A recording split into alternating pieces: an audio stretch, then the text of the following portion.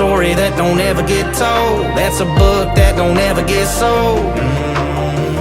If you're ever trying to put it all down, ever trying to get the good word out, write it in red like the dust up in them headlights, like the 2 shells in the 12 on my bedside. Write